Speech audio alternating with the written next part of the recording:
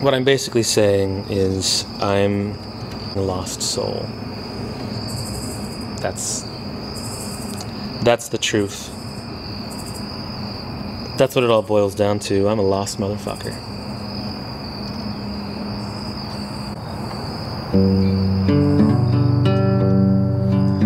If I couldn't go back in time, tell myself, don't say goodbye.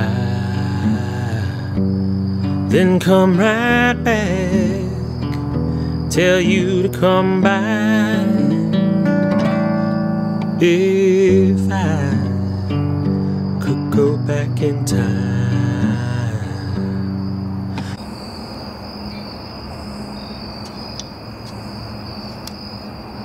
If I couldn't go to the future, call you up, see if you remember. I live my life without you by my side. I'll say, baby, I should have tried.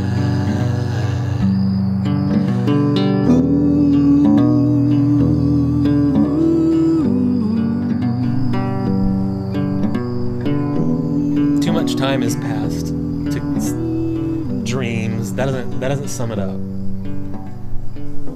It's been like 20 fucking years.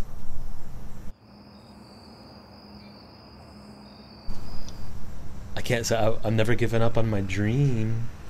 It's like, you hear stories of bands that are like, they worked for 5 years and never quit, and they were 30. Can you believe it? They never gave up on their dreams.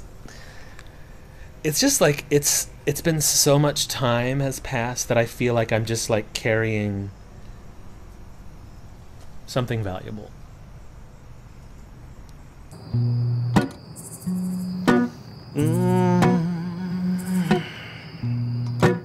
Went to the mountain, saw spirits grieve. They do appear if you believe.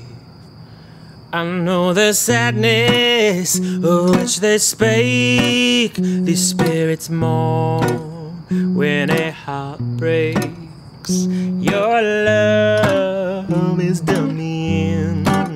This I do carry until the end.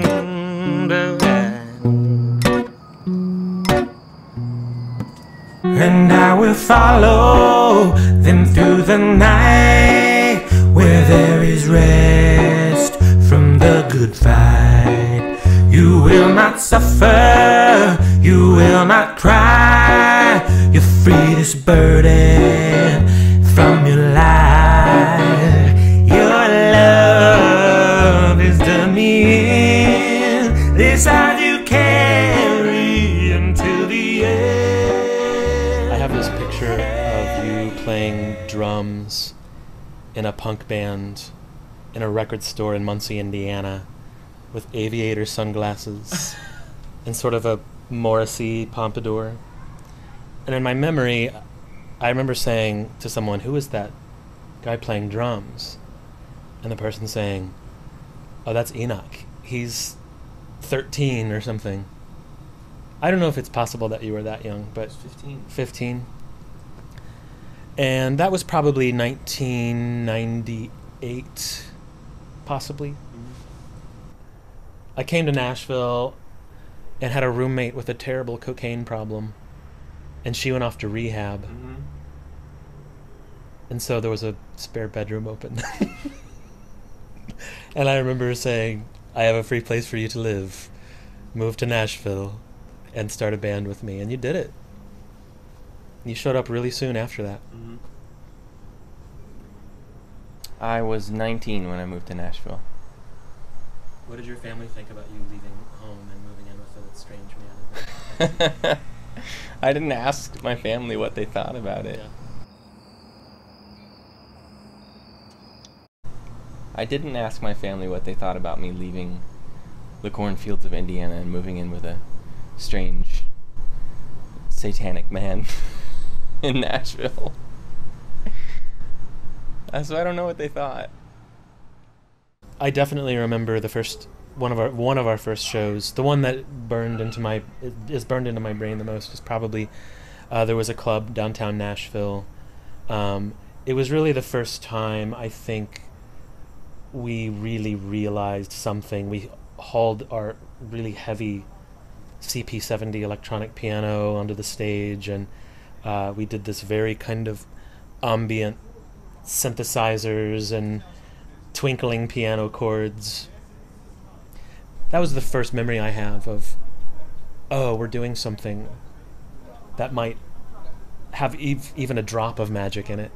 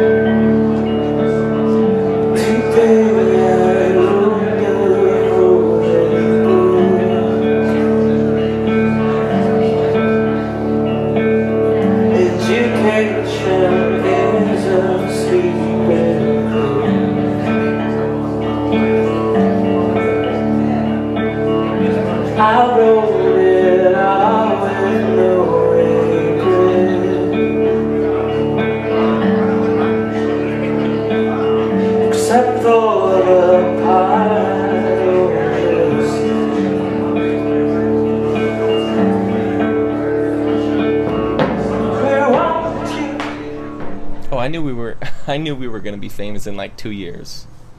Yeah. How did you feel when it started not happening? There's no clear moment when it starts not happening. I think I maintained a blind optimism for like the better part of a decade, like 7 or 8 years. It just kept seeming like it was about to happen. And I've later found out that happens with just about every band, where there's so many moments where you're just right around the corner, and this label's coming to see you, and this manager's coming to see you, and this attorney's gonna come see you, and this label is courting you, and you got this manager or that manager, and it's always about to happen. And then that happened for like a decade. Yeah. We rented this house. It was $400, split 4 ways, behind the Harley Davidson in Nashville. And we were so poor that we would not turn the heat on in the winter. And we would take those space heaters at the foot of our bed and throw our blankets over the space heater, and we would sleep that way. And it would be so cold at night, you could see your breath in your room, and a glass of water would freeze on your nightstand. And there was that time when, in the middle of the night, a pipe burst in the bathroom. It was freezing cold. We didn't have the heat on, which is why the pipe burst. Yes. I know now. But water was going everywhere, and none of us ever woke up before noon, so we were all like stumbling into the bathroom, and freezing cold water was everywhere. It was miserable. I had grown up with this ideal of a band like REM. I was in love with that story of this band that just got in a van and toured clubs all over the country and did it with no one's help, and over time fans accumulated, and that's what happened to REM. But we were doing it in an age when it wasn't 1979. It was 2005. The music industry started to spiral into entropy exactly when we started to try to make a career of our band. So everybody was trying to figure out what you do as a musical act to make it And I'm not sure if our methods were antiquated or ahead of their time, but we certainly weren't matching whatever craziness was happening. iTunes was coming on the scene, MySpace, all these new elements were entering the picture, and no one really knew exactly what was going to happen. There were lots of people who thought they knew. We got tons of terrible advice all the time from record Nashville people. Every music industry professional would say, well, you need to have 10,000 friends on MySpace, which was actually dying by that point. But by the time you hear the conventional wisdom of the music industry, I think it's obsolete. It was really confusing and frustrating because we'd worked so hard and put so much life, energy into all that. We had another string of our tour, and we almost drove into Hurricane Katrina. We had packed up everything, and the van was running in Houston, and we were about to drive through the night into what would be known as the worst storm that ever hit that region, I guess. Somebody ran out after us and said, I think there's a storm coming that way, and you were like, can we go check it on the internet? And I remember being like, alarmists, let's just go. And then sure enough, we look on the computer and it's like, and that was the end of a super long stint. And we cut our losses and went home. So it was super disappointing, but also it was such a relief to just say, fuck this shit. I remember driving through the Smoky Mountains on the way back to Tennessee, and the sun was going down, and it finally cooled off. It was the end of the summer. It was the first night that wasn't miserable. It was a weird moment.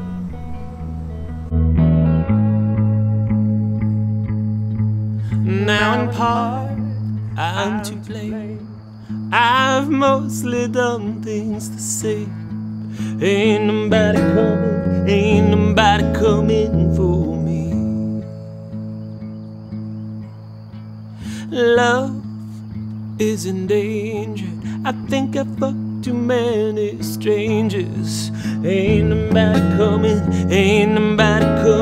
for me.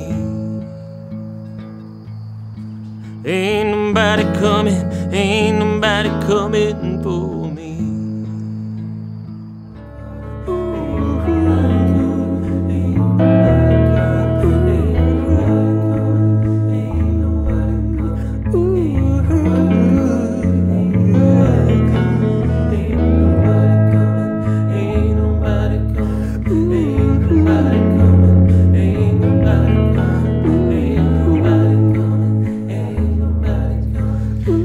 I believe again.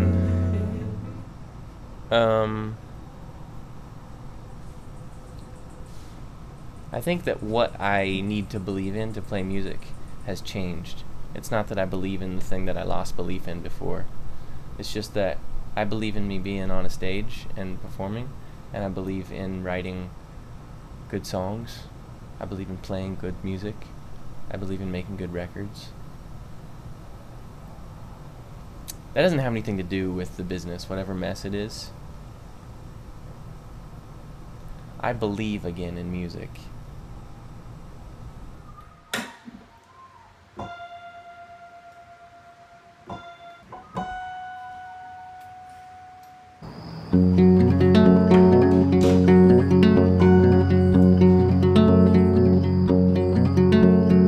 Boiling up in the middle of the night, thinking how you tore me down. Stood there willing, taking every little bit, and you never made a sound.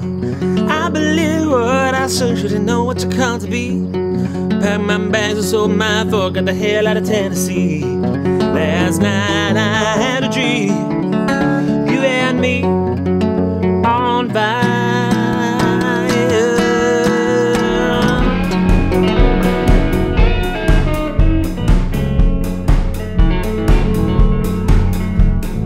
Day and night I carry these burdens, didn't know what to do. 500 miles I pulled between us, and it's like you were in the room. Burning up in the middle of the night like it was the heat of day. No matter how much space in the middle, I can't get another way. Last night I had a dream of you and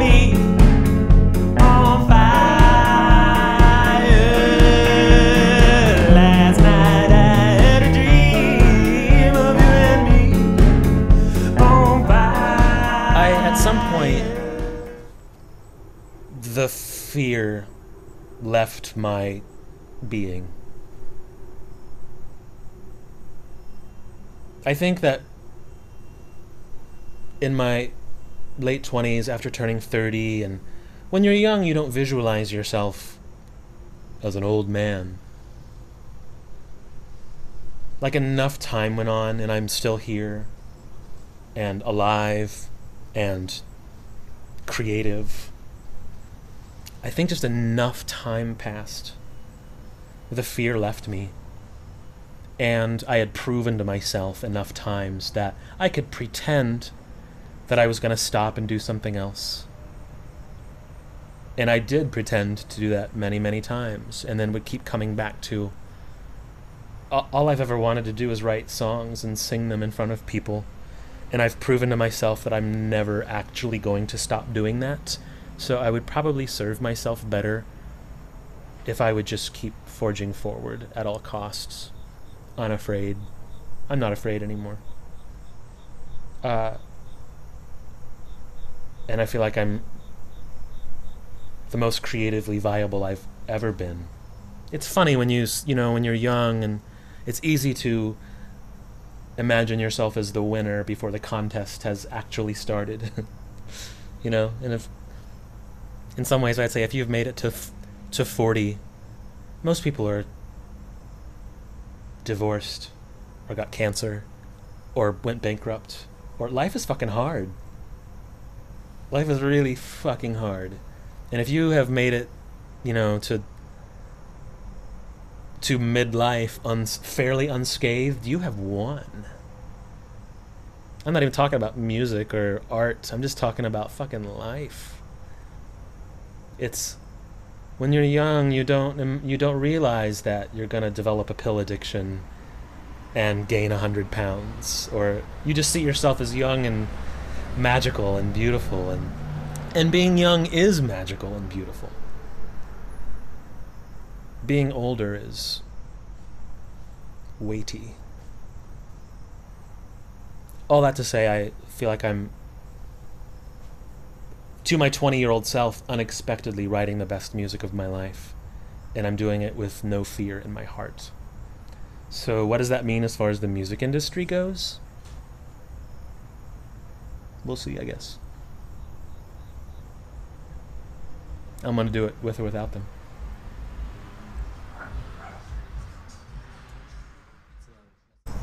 I'm thankful for how hard it has been and how much time has passed. I've learned something.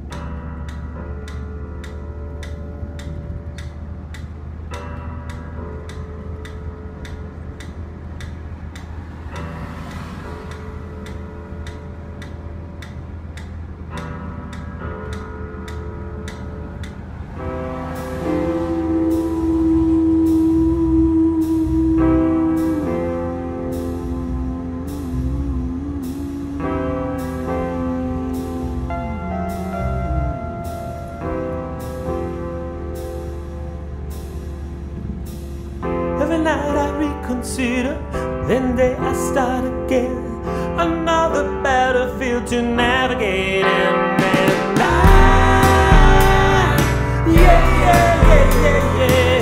I come back asking, darling, I come back asking peace.